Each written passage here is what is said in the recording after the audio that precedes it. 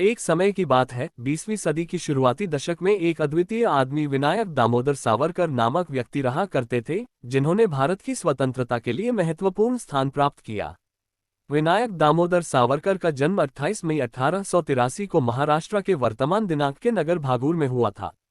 सावरकर एक ऐसे परिवार में पैदा हुए थे जो शिक्षा और देशभक्ति को महत्व देता था। छोटी उम्र से ही सावरकर ने असाधारण बुद्धि और गहरी राष्ट्रभक्ति का प्रदर्शन किया। वह अपने समय के स्वतंत्रता सेनानियों से प्रभावित हुए और ब्रिटिश साम्राज्यवाद से भारत को मुक्त करने की अभिलाषा प्राप्त की।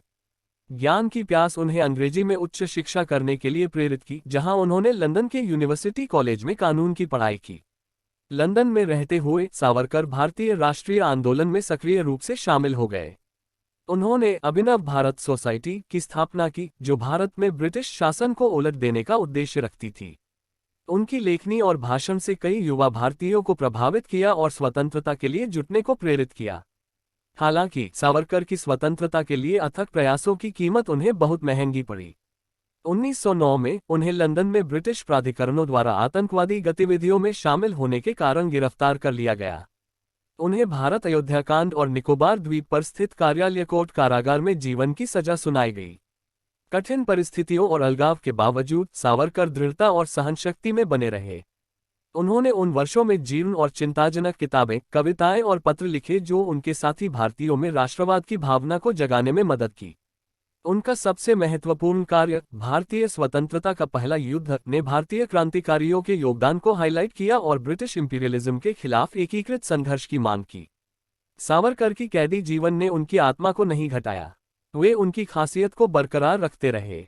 उन्होंने कैदी जीवन में भी दृढ़ संकल्प और प्रेरित बने रहकर दूसरों को प्रेरित किया। उनकी हिंदुत्व की विचारधारा, जो हिंदुओं की सांस्कृतिक और राष्ट्रीय पहचान पर जोर देती थी, ने उत्तर भारत की राजनीतिक परिदृश्य को प्रभावित किया और आगामी वर्षों में भारत का राजनीतिक मानचित्र आकार दिया।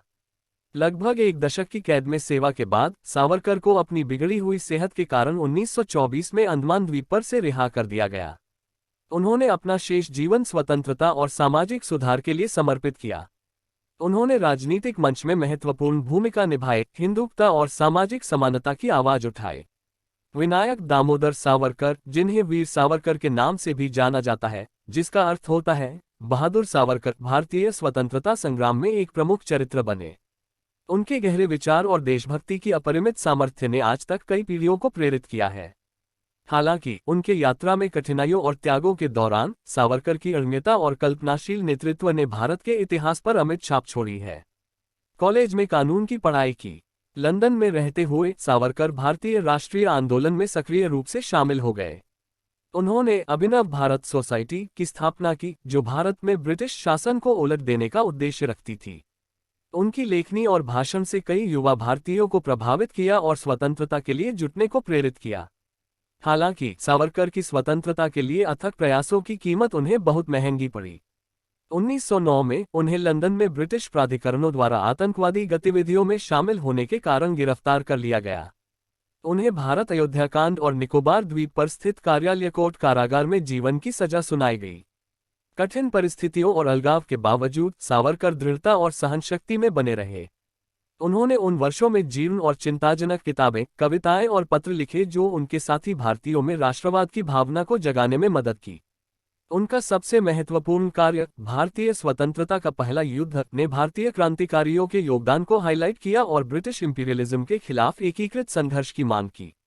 सावरकर की कैदी जीवन ने उनकी आत्मा को नहीं घटाया, वे उनकी खासियत को बरकरार रखते रहे। उन्होंने कैदी जीवन में भी दृढ़ संकल्प और प्रेरित बने रहकर दूसरों को प्रेरित किया। उनकी हिंदुत्व की विचारधारा, जो हिंदुओं की सांस्कृतिक और राष्ट्रीय पहचान पर जोर देती थी, ने उत्तर भारत की राजनीतिक परिदृश्य को प्रभावित किया और आगामी वर्षों में भारत का राजनीतिक मानचित्र आकार दिया। लगभग एक दशक की कैद में सेवा के बाद सावरकर को अपनी बिगड़ी हुई सेहत के कारण 1924 में अंडमान द्वीप पर से रिहा कर दिया गया। उन्होंने अपना शेष जीवन स्वतंत्रता और सामाजिक सुधार के लिए समर्पित किया। उन्होंने राजनीतिक मंच में महत्वपूर्ण भूमिका निभाई, हिंदुत्व और सामाजिक समानता की आवाज उठाई। विनायक दामोदर सावरकर, जिन्हें वीर सावरकर के नाम से भी जाना जाता है, जिसका अर्थ होता है बहादुर सावरकर, भारतीय स्वतंत्रता संग्राम में एक प्रमुख चरित्र बने। उनके गहरे विचार और देशभक्ति की अपरिमित सामर्थ्य ने आज तक कई पीढ़ियों को प्रेरित किया है। हालांकि उनके यात्रा में कठिनाइयों और त्यागों के दौरान सावरकर की अड़ंगता और कल्पनाशील नेतृत्व ने भारत के इतिहास पर अमिट छाप छोड़ी है।